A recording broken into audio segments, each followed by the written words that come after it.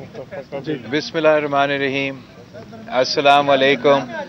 मैं आप सबका शुक्रगुजार हूँ और ख़ास तौर पे मौलाना फजल रहमान साहब का शुक्रगुजार हूँ कि जो अंत तक मेहनत पाकिस्तान पीपल्स पार्टी और JUI की टीम्स ने मिल के ये पिछले 1-2 महीने में किए हैं वो आपके सामने हैं, और जो आईनी इस्लाहात होने जा रहे हैं, जहाँ तक उनका कंटेंट है उसके कंटेंट जो हम सब ने इत्तेफाक के साथ बनाया है वो तकरीबन तमाम जमातों ने उसको इंडोर्स किया है। अब मौलाना फजल रहमान साहब ने जो बाकी अपोजिशन जमातों को कल सुबह का टाइम दिया है, और इंशाअल्लाह ताला वो आके मौलाना फजल रहमान साहब को मेरा यकीन है कि मुस्बत अंदाज में जवाब ज़रूर देंगे, जबकि उनके तमाम एतराज़ात, उनके तमाम शिकायतें अब उस आईनी तरमीमी बिल में मौजूद नहीं हैं। तो मुझे यकीन है कि मौलाना फजल रहमान उनको भी कायल कर लेंगे कि हमारा इस इत्तेफाक के साथ दे। और मेरा उम्मीद यही है कि जैसे इनका मुलाकात ख़त्म हो जाता है और हमारा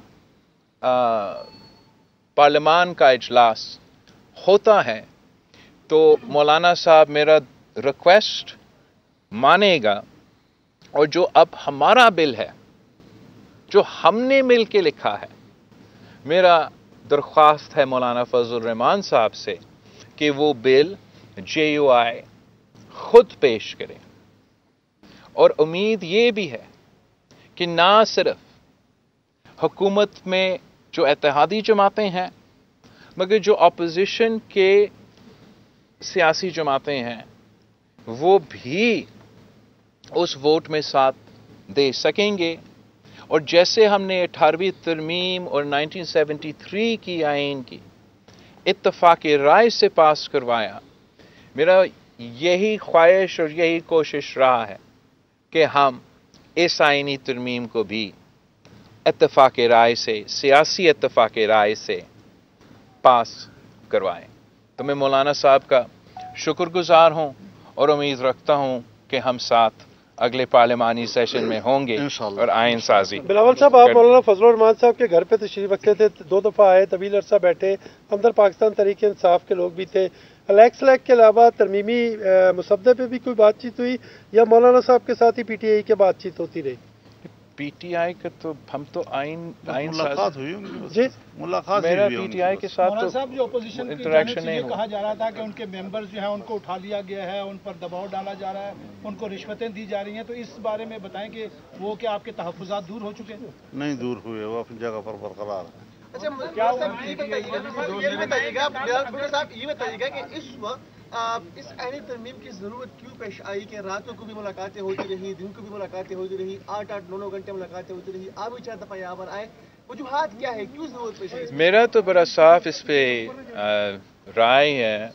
मैं तो चाह रहा हूँ कि पॉलिटिकल कंसेंसस से, सियासी जमातों की इत्तेफाक से ये आइन साजी हो, और यही वजह है कि मैं दिन रात इस पे काम कर रहा हूँ और मुसलसल मौलाना फजल रहमान और बाकी सारे सियासी जमातें से इंगेज हूँ।